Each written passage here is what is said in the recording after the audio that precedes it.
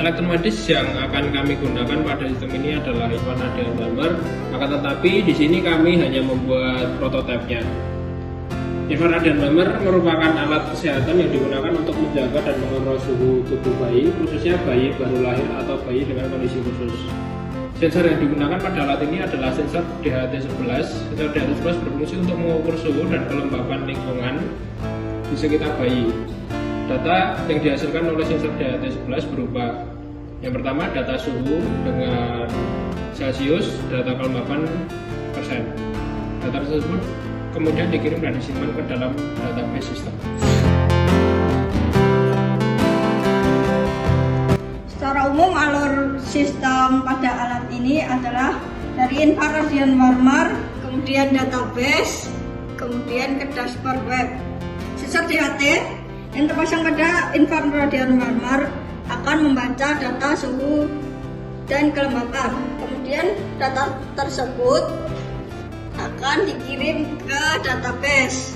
Data yang sudah disimpan ke database akan ditampilkan pada dashboard berbasis web sehingga pengguna dapat memantau kondisi suhu secara digital. Sistem ini sudah terintegrasi antara alat, basis data, dan tampilan web.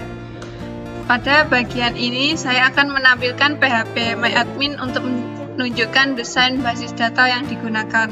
Nama database ini yakni Infant Warmer.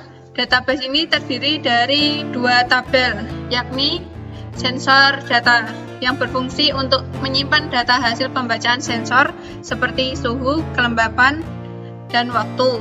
Setiap data yang dikirim dari infrared radian warmer akan disimpan ke tabel ini. Yang kedua, tabel user. Tabel user digunakan untuk menyimpan data pengguna seperti username dan password. Tabel ini berfungsi untuk mengatur akses login ke sistem.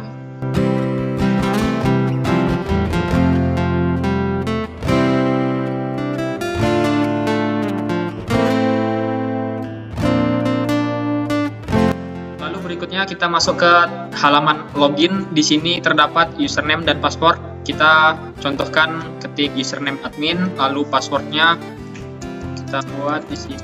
Oke, lalu klik login. Nah, ketika sudah muncul tampilan dashboard, ini tandanya berhasil kita login. Dashboard ini menampilkan suhu dan kelembapan dari infant radian warmer yang tersimpan di database.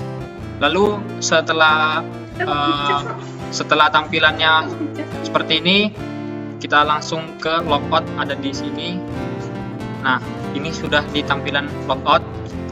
Lalu berikutnya setelah logout, kita kembali ditampilkan oleh halaman login. Nah, di sini kita akan menguji coba apakah akses ditolak itu berfungsi atau tidak. Kita contohnya buat username sembarang, contohnya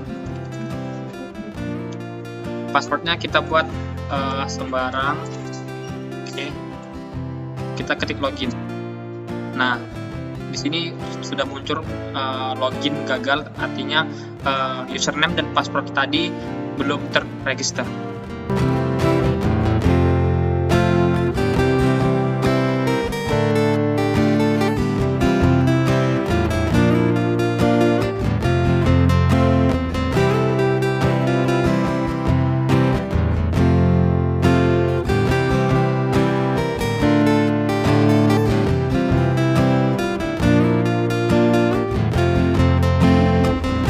Sebagai kesimpulan, sistem yang dibuat telah berhasil menyimpan data dari infant radian warmer ke dalam database, menampilkan data sensor melalui dashboard web, menerapkan pembatasan akses menggunakan sistem login. Dengan adanya sistem ini, pemantauan data suhu pada infant radian warmer dapat dilakukan secara lebih mudah, aman, dan terintegrasi.